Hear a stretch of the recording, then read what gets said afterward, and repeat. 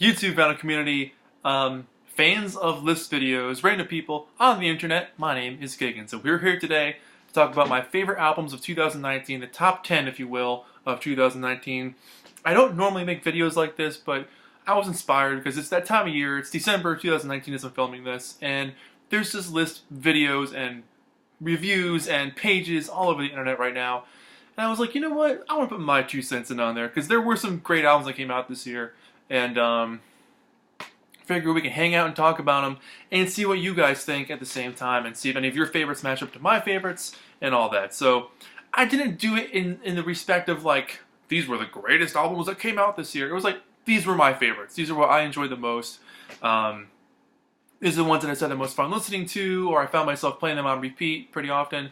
This is what it came out to be. So I don't own a few of these because, you know, money is a thing.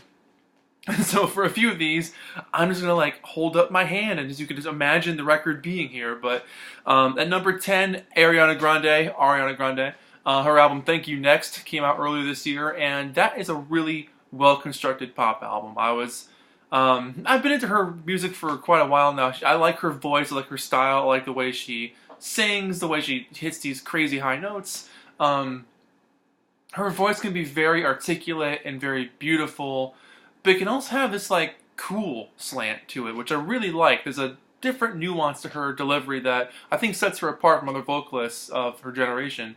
But Thank You Next, I think is a fun album. I also really like that she is on a major label, but also pressed to have another album come out only a few months after her last album in 2018. That's a gutsy move. It's a very Beach Boysian move to put out multiple albums in a short period of time and have it actually stand up.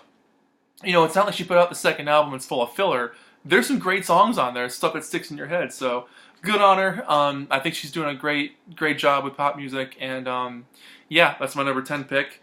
Number 9, the Black Keys with Let's Rock. Their return to form, if you will, or just return back to the limelight after being away for a few years there. This thing's a heck of a fun listen. It's got some great rock riffs, excellent singing, cool lyrics. It's what you'd expect from the Black Keys. It doesn't really strike any new ground necessarily, and I did do a video about this a few months ago.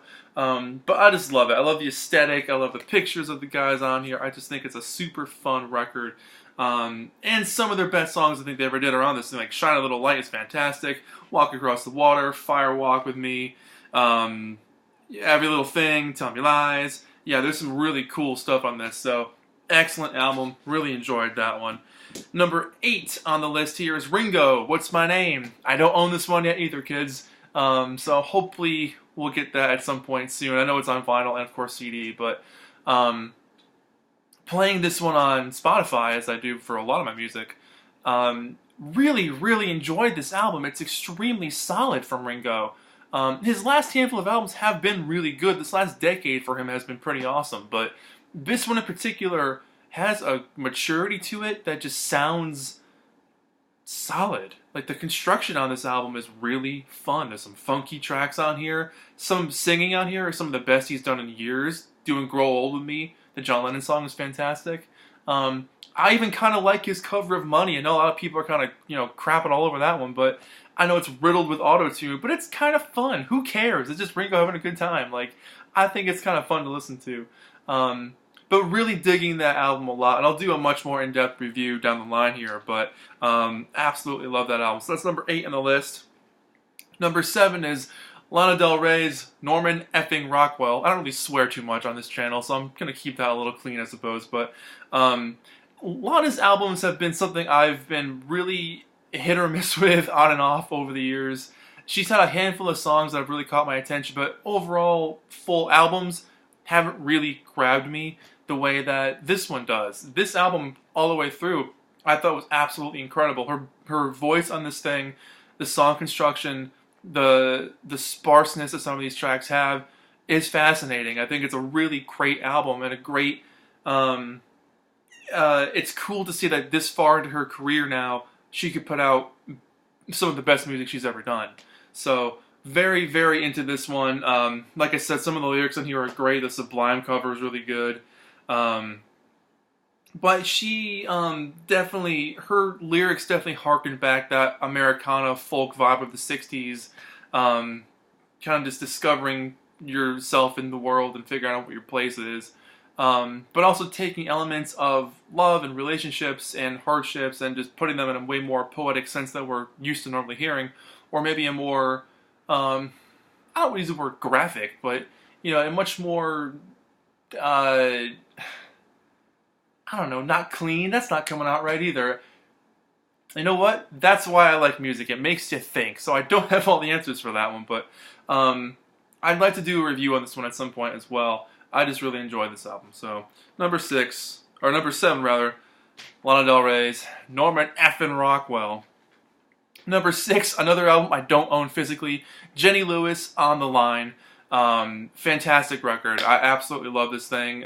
She's even got Ringo on there. I mean, come on, how can you go wrong with that? But Jenny follows in her classic tradition of just writing really heartfelt, emotional songs that really grip at you, and a lot of it's completely personal. Just like her Voyager album was, or even a lot of the stuff on Rabbit Fur Coat, or even some of the stuff from her Rilo Kiley days. Like, she's always written from her heart. And she's just an absolutely amazing musician. Her songs are either fun and bouncy or really sweet and dreamy. She kind of covers the gamut of what you can accomplish on a pop record, but absolutely love On the Line by Jenny Lewis. Number 5 is an album I have not seen once on any list anywhere on the internet. Flight of the Conchords, Live in London. Absolutely love this album. It's basically, part greatest hits, part brand new stuff. But if you're a fan of Flight of the Conchords, it is hilarious. It's a trip to listen to. It's just a great CD. It's on vinyl as well, but a lot of new songs on here, like Ian and Deanna, Father and Son, Summer of 1353. They have a lot of funny stories about the Complimentary Muffin, being rock and roll stars. So a lot of this stuff is new. They do bring back some oldies like Most Beautiful Girl in the Room, Carol Brown, Fudu Fafa, all that kind of stuff. But really, really enjoyed this thing. I'll probably do a review of this at some point as well. But there's that. So yeah, they're hilarious. If you've never heard of Flight of the Conchords, they write really, really funny songs. And if you're looking for something to cheer you up or just get you in the mood for something else, Flight of the Conchords, my number 5 album, Live in London. Number 4 on the list, Kishibashi, and I've tried pronouncing this several times. Omoyari. I'm not really sure how to pronounce it correctly, and forgive me, Kishi. This album is absolutely beautiful. It is inspired by, and the soundtrack to his movie that he's making about the Japanese internment camps during World War II in the 40s in America. So this is the soundtrack to that. One song on here, Annie Heart Thief of the Sea, has been around for years, so I'm curious as to why that's on this album, but because it kind of sticks out from the rest of the album. But I mean, I love the song, but it kind of sticks out. I bought this at the show. I saw him a couple months ago. I've seen him like 100 times. I lost count at one point. Amazing shows, amazing performers. Everyone that he's played with over the years has been just a heck of a lot of fun to watch. His mainstay, Tall Tall Trees on Banjodron, is always there. But this is just an absolutely beautiful album. And my first couple of listens to it, it didn't really grab my attention. And then I really sat down with it one night. I turned off everything else. I just sat there with the record player, holding this record, reading the lyrics, watching my record spin. And that completely changed everything for me. It changed the whole thing. Songs like Summer 42, absolutely gorgeous track. Marigolds is fantastic. A Song for You. Yeah, it's just a beautiful, beautiful album about love and family and working through an insanely difficult time and not knowing your future. A lot of uncertainty and hope at the same time. There's also a lot of hope on this thing. Beautiful record. Absolutely love this thing. Kishibashi, my number 4 album of the year. Number 3 album of the year is the Raconteurs, Help Us Stranger. I did a review for this a few months ago as well, and absolutely love this thing. It's been 10 years since they put out a record, since Consolers of the Lonely came out, and there's some absolutely fantastic tracks on this thing. Born and Raised, Help Me Stranger, Sometimes I Don't Feel Like Trying, Sunday Driver, Now That You're Gone, What's Yours Is Mine. I mean, the whole thing is loaded with hits. I mean, this is a fantastic album. It doesn't sound like they've been gone for a long time. They just pick up right where they left off. It's absolutely fantastic. Everyone is on top form. Jack and Brendan sing together perfectly. Their harmonies are just as exquisite as they ever were. And their songwriting has always been in the tradition of excellent rock and roll tracks. I mean, their second LP is one of my favorite albums of all time.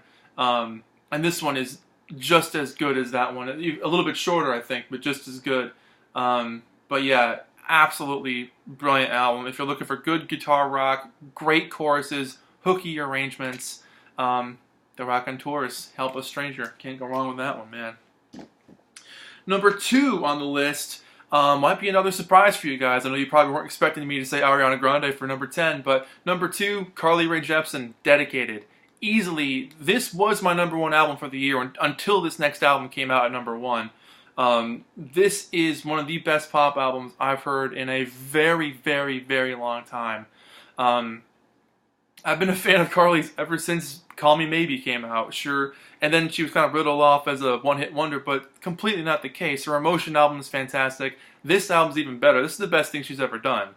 But this album really takes elements of 80s pop, a little bit of dancey, not, I wouldn't say disco, but dance tracks, and just pop sensibilities and mashes them all together to make this futuristic 80s sound that she really started with her last record. But this one in particular, I feel like she just perfects. She goes places vocally that are new for her. The song construction on some of these tracks is absolutely insane. Want You in My Room, I'll Be Your Girl, The Sound, No Drug Like Me, Now That I Found You, Julian. I mean, every song on here is an absolute classic, and this is the Target version, which has Party for One tacked onto the end, which is a single she put out at the end of 2018. I will do a review for this one at some point as well, but absolutely love this album. This was my number 1 until the number 1 album came out this year for me. But if you're into good pop music, her voice is fantastic. She's a fun performer. She just seems like a nice person. So Carly, if you're watching this, hi. Love your album. Fantastic. Number 1, drum roll please. Number 1 just came out. It's The Who. Who, their self-titled record. Of course, I will be doing a review of this as soon as I humanly can do it. This album has been in the making for, well, this particular record has been in the making for about a year and a half or so, but waiting for the new album to come out has been about 13, 14 years now. Ever since Endless Wire came out in 2006. This is the Target version, which has 3 bonus tracks in the back. The amount of versions of this album that exist now, I think I'm up to 6 or 7. I've been writing them down. As I see a new one, I write it down and try to keep up. Holy moly, there's a lot to keep up with. This album is fantastic. A lot of people are split on this thing. Some people are waiting for the next Won't Be Fooled Again or My Generation. Those days are gone, man. Don't expect that to come back. That's also in the past. Hang out with the band in the future with what they're doing now. Get over it. It's not going to be the same group you fell in love with 40 years ago. It's just not going to happen. Their lyrics on this album, I think, are fantastic. There's actually moments in this album where they mention being their age. Rockin' in Rage, I think, is one of the best things they've done in years. Talking about, like, getting older and, like, how do we do this? Or, like, how do we figure out where we are in the world? What's our place? And Pete made a great mention of the first song, All This Music Must Fade. It's just verse, just simple verse. Some of these songs, actually all the ones on the actual album are new songs that Pete wrote over the last year or so. The bonus tracks is a couple of demos and stuff, but Got Nothing to Prove dates back to 1966. So that's a really old demo, which is really cool to hear. But, people were giving crap about Beads on One String being too hippie-ish. Did you ever listen to Who's Next? Did you listen to the last part of Tommy? See Me, Feel Me, Touch Me, Heal Me, or Love Ain't for Keepin'? They've written peaceful hippie songs before. Going Mobile, I mean, they've written those tracks before. This isn't a new thing for them to talk about. Come on. And Hero Ground Zero is fantastic. I'll Be Back, Break the News. She Rocked My World, the last song on the album, is very weird, but one of those ones that grows on you a lot. Very interesting track.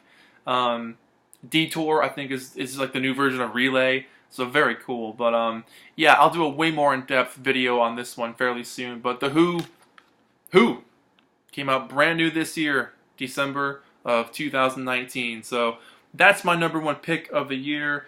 Thank you guys so much for watching. And yeah, get tuned, stay tuned for my next video, which will be the top 20 albums of 2010 to 2019.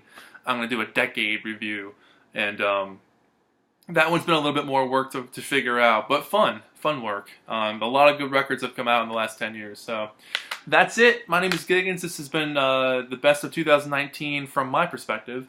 And let me know what you think. What records were you into this year? You know, was there anything you hated? What did you love? And what do you think of these albums I picked out? Thank you so much for watching. I'll see you in the next video, and bye-bye.